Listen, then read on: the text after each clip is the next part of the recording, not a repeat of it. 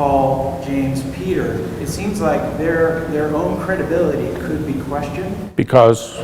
Well, because Paul was murdered, and so my question is, what is your first century source that Peter, James, and John were reliable, so that the corroboration of their independent testimony we can think is conducive to the truth of what they're reporting?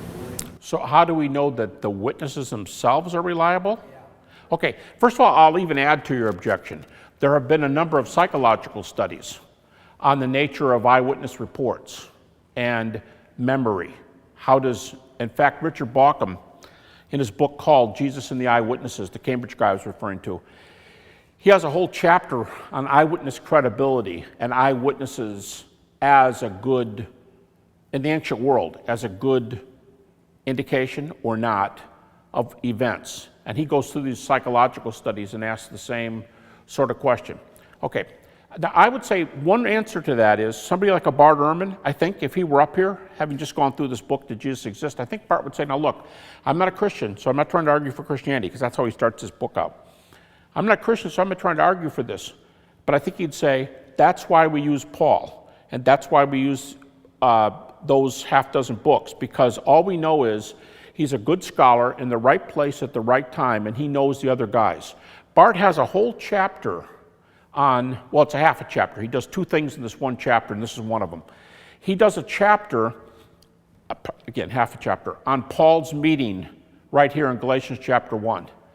And he stops and he says, you know, it's rather incredible that Paul got 15 days with Peter. And then he says, I'd like 15 days with Peter. You know, that's good. That's good. And then he says, Bart Ehrman, the skeptic, says, how much closer to eyewitness testimony can we get than this? He says this is the best testimony we have. So I think Bart would say these guys were in the right place, right time. Paul himself a scholar, so he's the one that's going to check this out. Now we have a trial attorney over here who maybe can say this, but I would say this. I'd say eyewitnesses don't prove something's true.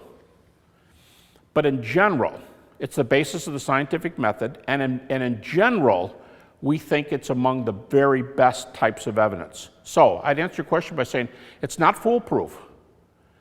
But if somebody has a problem and says, well, that's great, but one guy's a murderer and the one guy's a whatever, then they should come up with an alternative thesis that explains this better, like you do in a court of law, or you do in a history class, or you do in a philosophy class in epistemology, let's say. And you have to go through this, and you'd have to make a case for something better happening, and I'm going to say the alternatives aren't going to work very well. And that's why you have to ask, why do the E.P. Saunders of Duke, Bart Ehrman, North Carolina, why have the skeptics move from, no, you can't use that evidence, that's really, really bad, to, wow, this stuff for the resurrection is looking incredibly good.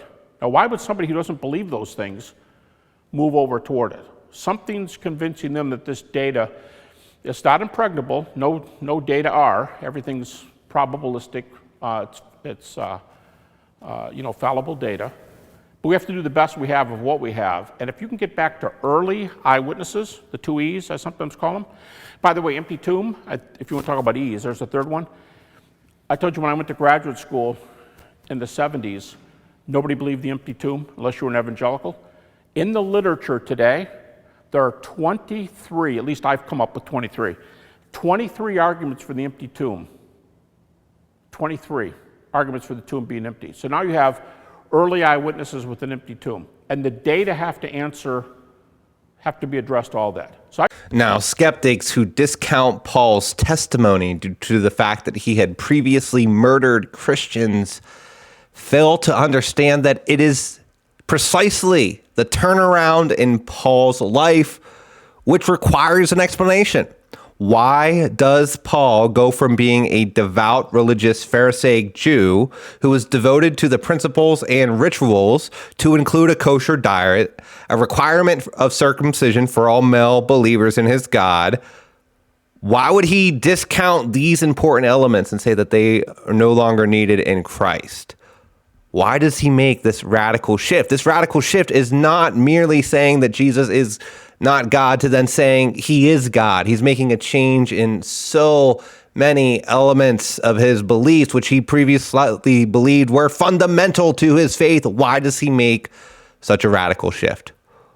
We could ask the same of Jesus' half-brother James and Jude. In the Gospels, they believe Jesus is beside himself. They think he's nuts. They encourage him to get away from their home and to go somewhere where they know he's going to be murdered if he does go. And then after the resurrection of Christ, James goes on to be martyred for proclaiming the risen Christ, and the martyrdom of James is noted in an undisputed passage of Josephus. Both James and Jude wrote letters calling their brother Lord. I have two brothers. Neither of them would call me Lord. Certainly neither of them would call me sinless, nor would I say the same of either of them. In fact, if you have any siblings, what would it take for you to proclaim they rose from the dead? What would it take for you to proclaim that your brothers or sisters lived a sinless life? And what is the skeptic's explanation for the conversions of numerous men who doubted Jesus or believed the claim of his divinity was foolishness during his life? What's the explanation for why those people who were skeptical of him then turned around and were martyred for proclaiming that he is risen, that he is divine? In the Christian worldview, and I believe the best historical worldview on this, is that Jesus died, he rose from the dead, he made many appearances, and these many appearances are the best explanation for the facts we just reviewed. So Christ is king, every knee will bow. Absolutely.